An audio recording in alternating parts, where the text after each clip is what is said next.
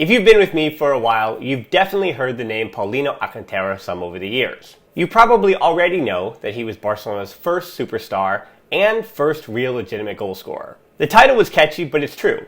Paulino Alcantara was Messi before Messi, and the club wouldn't exist the way it does today without him. Unfortunately for him, a lack of audio and video media, as well as a lack of even of write-ups in the local papers, means that most of what we have left of him is generally anecdotal. And his close connections to the Franco regime, both in the Spanish Civil War and beyond, do make his connection to the Culers in Catalonia a little bit interesting. But it does say a lot for him that even after those connections, he is still very much revered with FC Barcelona and the people of Catalonia, because of so much of what he achieved as a player. So today, we're getting to know Paulino Alcantara, the man that he was on and off the field, the man nicknamed the Net Buster, and all of what he contributed to FC Barcelona. He was born in the Philippines in 1896 to a Spanish military officer father and an Ilongga mother, which are native Filipinos from the province of Iloilo, an island to the southeast of Manila. Amidst the Philippine Revolution that began in August of that year, Paulino was born in October. His father Eduardo moved his family to Barcelona when Paulino was still a 3-year-old. Also in 1899, something else was happening, as you know, as Juan Gamper was putting together FC Barcelona. The story goes that Paulino picked up the sport after his move to FC Barcelona. Obviously, he was still a 3-year-old, but he was playing locally and then stumbled upon, through a pickup game, a Barcelona match. And at that point, he was completely hooked, seeing them overlooking the Camp de Industria. It's also been reported that he was playing for local side FC Galeno when Juan Gamper found him and brought him to Barcelona's U14s. But for those who are wondering what FC Galeno is and wondering why I didn't bring it up in the Catalan football history video a few months ago, well, that's because I couldn't find anything else on them. So while that may be true, those are things that are left to Catalan lore. But anyway, Gamper brings him in, and it's not too long, just the next year, when he makes his debut for the first team, becoming the youngest ever player to score for FC Barcelona, and debuting for the first team at the age of 15 years, 4 months, and 18 days. Those are records that I am very confident may hit another 100 years. Because for context, Lamine Yamal is already 2 months too old to break this record. Alcantara did it against Catalan CS in the then Catalan Football Championship, scoring a hat-trick that day in a 9-0 win at the Camp de la Industria. He was also the first ever Asian or Pacific Islander to feature for any European team. In his first stint at the club from 1912 to 1916, he won 2 Catalan Football Championships and the 1913 Copa del Rey.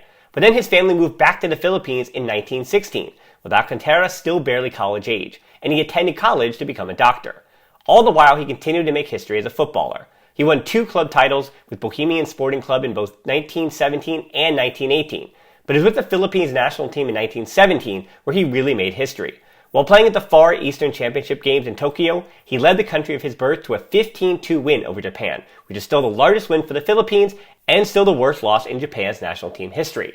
Yes, a worse loss even than losing to Croatia in penalties in this current World Cup. But then, in another twist of fate, Alcantara contracted malaria. Kind of unrelated, but a little unrelated, FC Barcelona were not having the success without him that they wanted to have. So they reached out to him and said, please come back to Catalonia. We would love for you to continue to play for FC Barcelona. Unfortunately, his parents refused. While Alcantara was known to be somebody who truly did want to be a doctor, his parents were unrelenting that they wanted him to continue his studies in the Philippines. So as any rational young footballer would do, he basically told his parents, I'm going to refuse treatment for malaria unless you let me go back to Catalonia. That's how the story goes, so how much truth there is in it, who knows? But what we do know is that his parents, or even they convinced somebody to let him go back to Catalonia, and he made a return to FC Barcelona. And as Barcelona got their star back, the trophies returned as well. Well, not immediately though, because former teammate Jack Wewell was now the manager, and he had the idea to put Alcantara on the back line, something that the socios were not too happy about.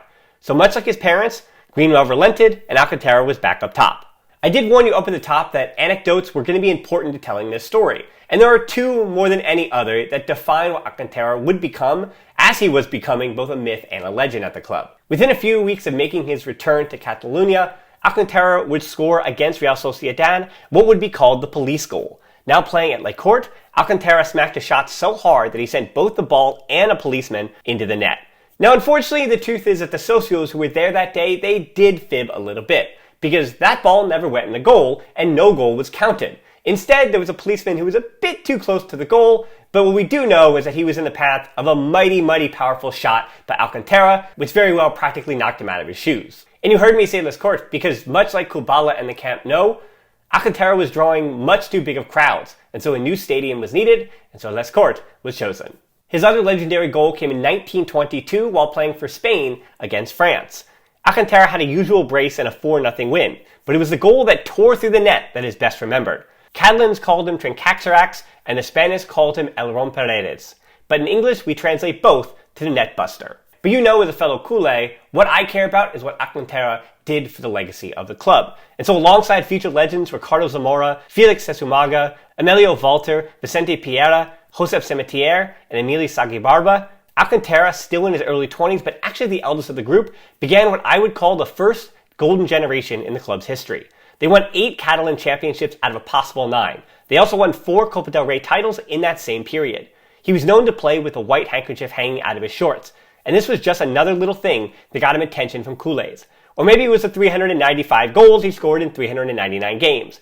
But it could have been the handkerchief. His official goal tally is where things get a bit complicated. Sometimes you'll see 369 goals in 357 matches, and his official FC Barcelona tally stands at 143. For all his goal scoring though, his approach to football was much more like Gamper than it was to many of those who came after him. The idea of a dignified sportsman appealed to him, which is why he also represented the Philippines as a successful table tennis player. And that's also why, when it was time to fully commit to being a doctor, Alcantara hung up his cleats at the age of 31 and retired with a testimonial match on July 3rd, 1927. He wouldn't go too far though, returning to be on the board of directors from 1931 to 1934. Now, for those who know your Spanish history, this is where his story departs a bit from the regular story of the Catalan legends of the 20s and 30s. Alcantara was a member of the Falange Española, a far-right political party in Spain in the 1930s, and a group aligned with Francisco Franco. In 1936, he fled or was exiled, the official terminology is a bit hazy, to Andorra and France, due to Franco's coup attempt to take the city of Barcelona failing. As the Spanish Civil War officially broke out, Alcantara's medical training was found to be an asset for Franco's forces, and he found himself promoted to lieutenant of the 1st Battalion of the Brigade Legionaria Black Arrows, a group of volunteers led by Benito Mussolini. Yes, that Mussolini. Along with the Black Arrows, he fought in a tank unit primarily in the eastern part of Spain, including in Guadalajara, Aragon, and his adopted home of Catalonia. On January 26, 1939, when Barcelona fell from the hands of the Republicans to Franco's army, Alcantara was there. He remained in Barcelona throughout the remainder of his life, continuing on as a lieutenant of the Black Arrows and the FET, the only party under Franco's dictatorship. For obvious reasons, this part of his life is left out of his legacy at FC Barcelona. And I think the longer this goes on in the past, we'll say, in the rearview mirror of history, the less and less you'll even hear of it. Because in researching this, I'm not sure how his involvement with Franco's Spain affected the way that FC Barcelona, especially in the 40s and 50s, honored him and viewed him as one of their legends. But I'd say that in recent times, the club has more than brought his name up and enshrined him as one of the original legends of the club. But interestingly enough, for being arguably the greatest Asian player ever, and definitely the greatest Pacific Islander player ever, his name is rarely spoken in the Philippines.